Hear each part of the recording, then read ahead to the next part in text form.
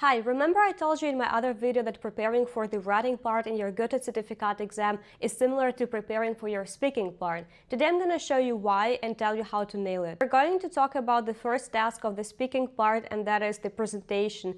And it doesn't matter if you're preparing for B1, B2 or C1, because the key point here is that you have to weigh the advantages and disadvantages. First, I'm going to tell you what the speaking part looks like in the exam, because you need to know how much mental effort you have to save for it, and I'm not even kidding. Shortly before the exam, you will get the invitation to the exam itself, and then you will have the time stated for each part. And you know, the exam starts in the morning, and then you finish writing listening, writing, reading at like 12 or 1 p.m. And there will be only 2 people who have the same time scheduled for speaking. Why? Because it depends on how far away you are on their list.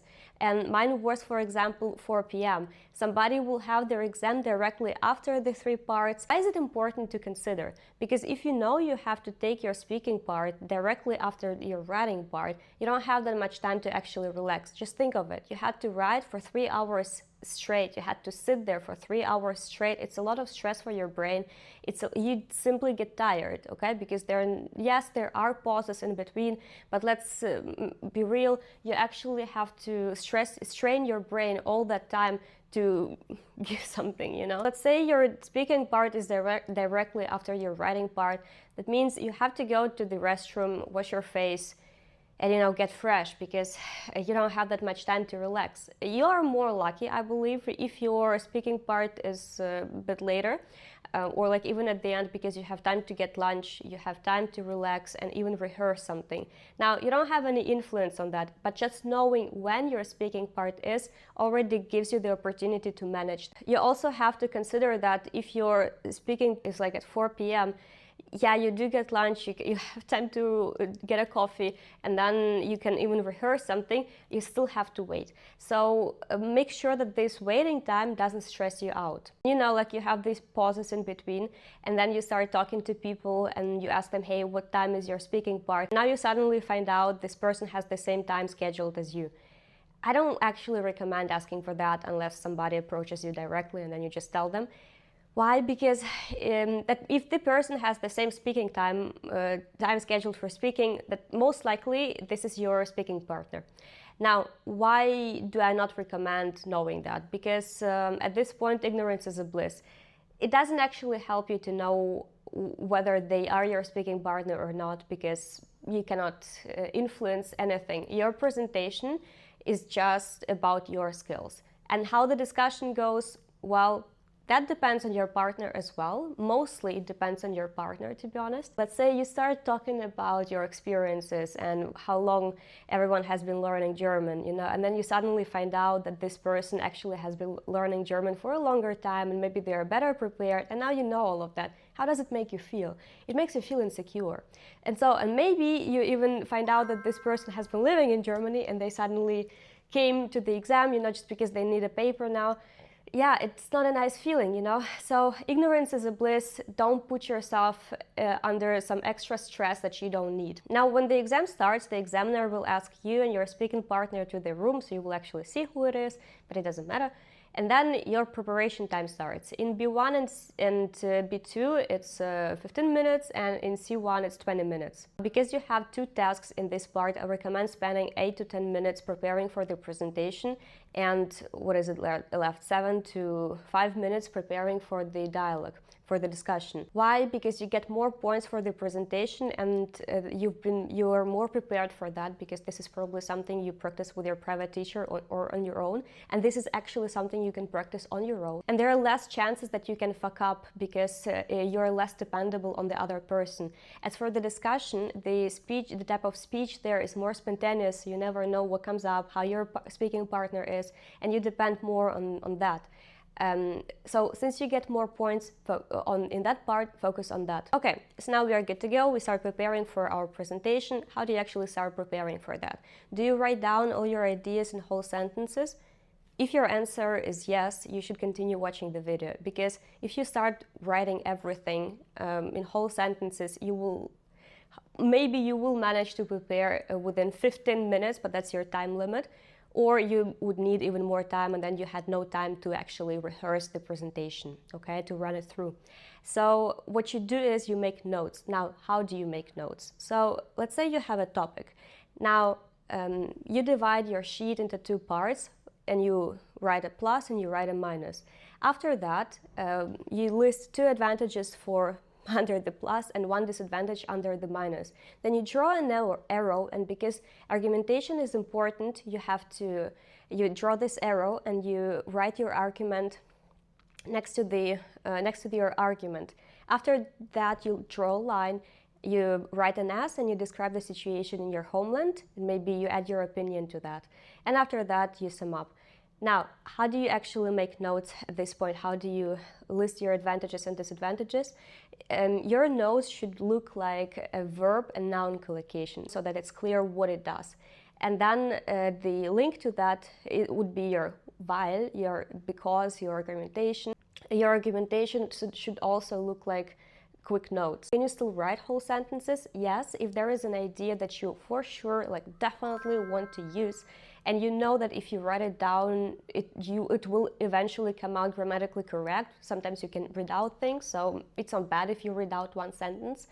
In that case, yes, but it should be 1 to 2 sentences, not your whole text, okay? Now, when you're done doing that, you rehearse that. That means you should honestly try that first home before you come to the exam. When preparing for the speaking part like that, it actually helps you to develop your speaking skills and not just prepare for the exam. Because when you have notes, you have to still build sentences yourself. And so when you can build your sentences, your speech based on what you noted down, you will learn to speak. And this is a general tip for preparing for presentations and giving speeches in general, so you can use it for anything, not just for language exams. I said you have to describe the situation in your homeland and also give your opinion. I know they don't ask you for both, but honestly, if you do both, you first of all develop your storytelling skills, second of all, your speech sounds more complete. So I definitely recommend doing that. And it's honestly not much, like describing the situation in your homeland, you could just say, yeah, it's the same or it's different, and then you say why, and then your presentation just sounds better. How does it help you develop your storytelling? Because every time you have to, let's say, describe a situation in your homeland, you actually have to think of the problem. And when you think of a certain problem in one context, you start thinking about things deeper. And when you think about another problem, now you know about that a little bit more as well.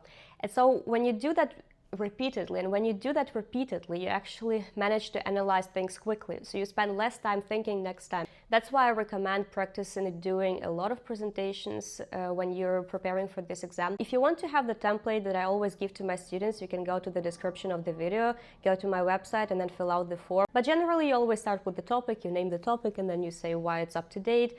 And then you say there are advantages and disadvantages, you talk about the advantages, then you talk about the disadvantages, and you insert the situation in your homeland in between, or in your opinion as well. At the end you summarize. If you don't know how to sum up properly, you can also watch the other video on that, where I explained it in detail, and so I wish you luck with that. Now, when practicing speaking at home, you have to aim for 4 to 5 minutes maximum, because that's actually the regulated speaking time for this part.